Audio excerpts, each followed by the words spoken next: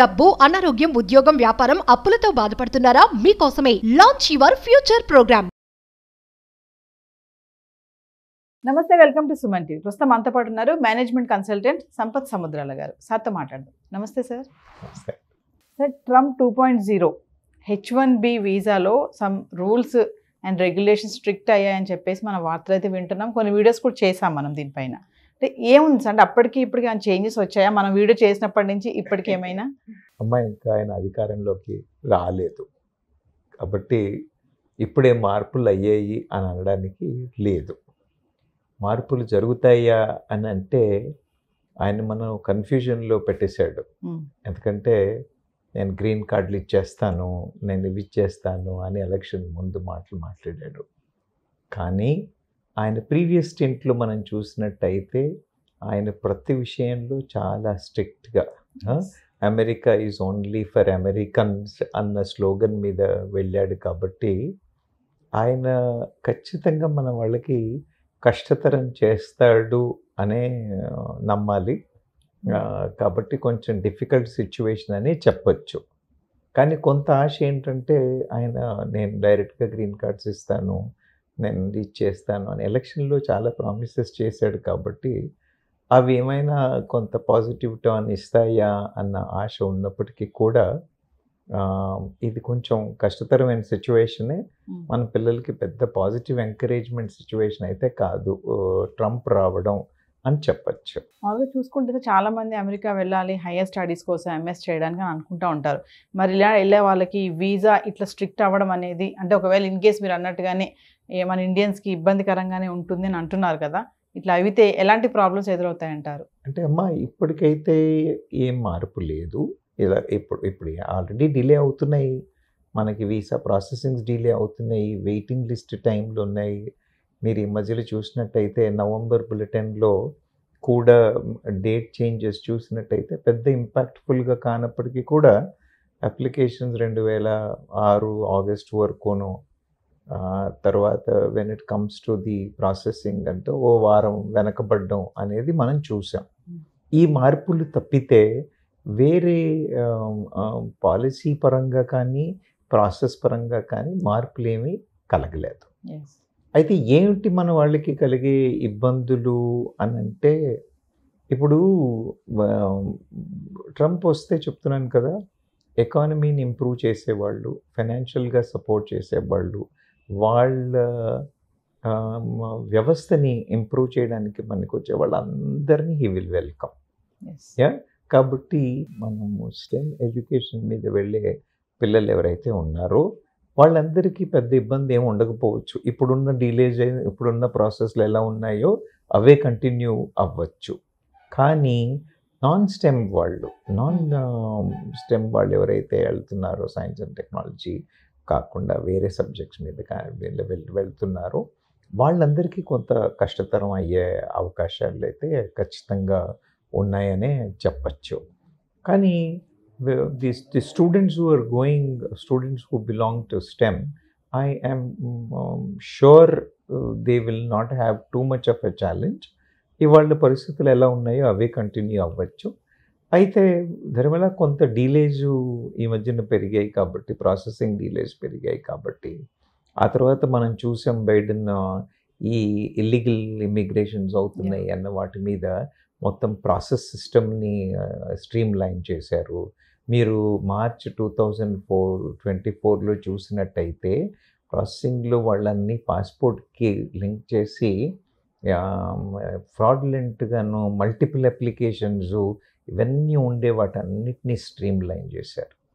So with all those things the time lines have increased a little. Processing has become a little more difficult. But for straightforward students, I still don't think there is any change in a situation. Situation continues. I don't think there's any great change.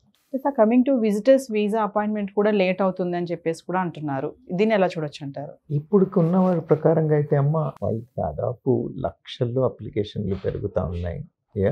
And then they have become little more cautious on that. నేను last time కూడా చెప్పున్నాను. కౌంటర్స్లలో ఉన్న, తర్వాత processing చేస్తున్న what you call visa సెంటర్స్లో ఉన్న సిచ్యువేషన్స్ని బట్టి కొంత మార్పులు ఉన్నవి తప్పితే పొలిటికల్ సినారియో మార్పుల వల్ల ఏమైనా చేంజెస్ వచ్చాయి అని అంటే I don't think there is anything of that sort as of now. సరే, అయితే ఇప్పుడు కరెంట్ వీసా ఉన్న వాళ్ళకి కానీ సిటిజన్షిప్స్ ఉన్న వాళ్ళకి కానీ వీళ్ళకి ఏమైనా సమస్యలు వస్తాయంటారా? అంటే సిటిజన్షిప్ ఆల్రెడీ ఉన్న వాళ్ళకి ఏం సమస్యలు అని కాకపోయినా వీసా ఇప్పుడు ఉండి స్టూడెంట్ వీసా మీద వెళ్ళిన వాళ్ళకి కానీ H1B వీసా మీద వెళ్ళిన వాళ్ళకి కానీ ఒక కైండ్ ఆఫ్ ఏమంటారు కన్ఫ్యూజన్ అయితే ఉంది. పాలసీలు ఎలా మారుస్తారు, తర్వాత రేపు పొద్దున ప్రాసెసింగ్ టైంలు ఎలా మారుతాయి, ఎక్స్టెన్షన్ ఇస్తారా ఇవ్వరా, ఇలాంటి క్వశ్చన్స్ అయితే ఖచ్చితంగా ఉన్నాయి. So people will be little worried about it, whether they have gone on the employment visa, whether they have gone on L1, whether they have gone on student visa, ఏదైనప్పటికీ కూడా what is next అనేది అతను వచ్చి ఒక 3-4 నెలలు ఆయన stabilise అయ్యి ఆయన what is his way forward అనేది క్లియర్గా చెప్పేంత వరకు ఇది ఒక డౌట్ఫుల్ కన్ఫ్యూజ్డ్ స్టేజ్ అనే చెప్పాలి. అంటే మనం కొంచెం న్యూస్లో చూస్తున్నాం సార్, అంటే వీసాకి అప్లై చేసే వాళ్ళకైతే కొంచెం నిరాశ ఎదురవుతుంది ఎటకేలకని చెప్పేసి, ఎందుకంటే చాలా మంది ఇక్కడి నుంచి అక్కడికి వెళ్ళడానికి చూస్తూ ఉంటారు కదా, జాబ్ పర్పస్, ఎడ్యుకేషన్ పర్పస్. అప్లికెంట్స్కి అయితే మాత్రం కొంచెం చుక్కెదురు అన్నట్టుగా ఉంది అంటే ఏమంటారు? అలా ఏం లేదమ్మా. ఇప్పుడు ఎందుకంటే పాలసీలో మార్పు లేనంతసేపు ప్రాసెస్ డిలేస్ అవుతుండొచ్చు, కానీ పాలసీ మార్పులు లేవు.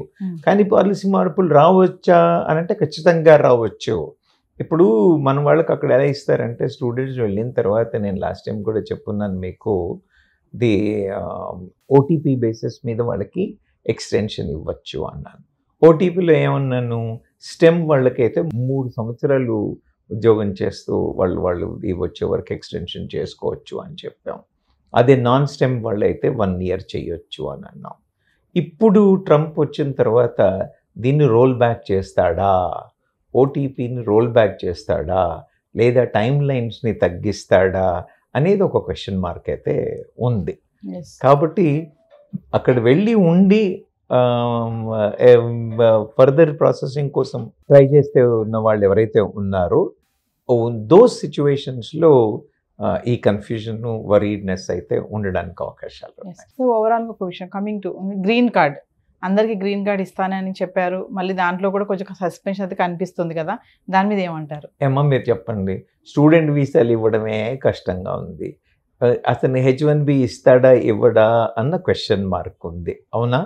అందుకని గ్రీన్ కార్డులు పనిచేస్తాడు అని అంటే ఎలా నమ్ముతాం మనం? అయితే తనకి కావలసిన ఫీల్డ్స్లో, తను ఇంప్రూవ్ చేయదలుచుకున్న సెక్టర్స్లలో కావలసిన వాళ్ళకి highly qualified, highly capable people who can contribute to a greater level to the economy, I'm sure he may give that kind of thing. ఇవ్వకూడదని ఏం లేదు, ఎందుకంటే if he has some good strategies, plans to improve particular sectors, ఆ సెక్టర్స్లోకి capable వాళ్ళు కావాలి అని అనుకుంటే ఇస్తే ఇవ్వచ్చు. అలా అని చెప్పేసి ఓపెన్గా అందరికీ పంచిపెడతాడు, ప్రతి ఒక్క స్టూడెంట్కి గ్రీన్ కార్డ్ ఇస్తాడు అని అంటే నమ్మడానికి లేదు. కానీ కొన్ని స్పెసిఫిక్ సబ్జెక్ట్స్లో, స్పెసిఫిక్ ఏరియాస్లో ఇవ్వడానికి అవకాశం ఉందా అని అంటే ఉండొచ్చు అని చెప్పచ్చు. గతంలో కాకుండా ఇప్పుడు అమెరికా వెళ్ళాలంటే ఈ వీసా ప్రాసెస్ అనేది కొంచెం కష్టతరమైనదే. ఎందుకంటే they also become very vigilant. వాళ్ళు అంటే వాళ్ళకి ఏమైందంటే ఒకవైపు ఈ legal migrants, so managing this is becoming very difficult for them. So they are trying to be vigilant in all possible areas to make their system better. కాబట్టి కొంచెం కష్టతరం అనే చెప్పచ్చు. కానీ విజిటర్ వీసాస్కి దానికి I don't think there should be any challenge. Thank you. Thank you.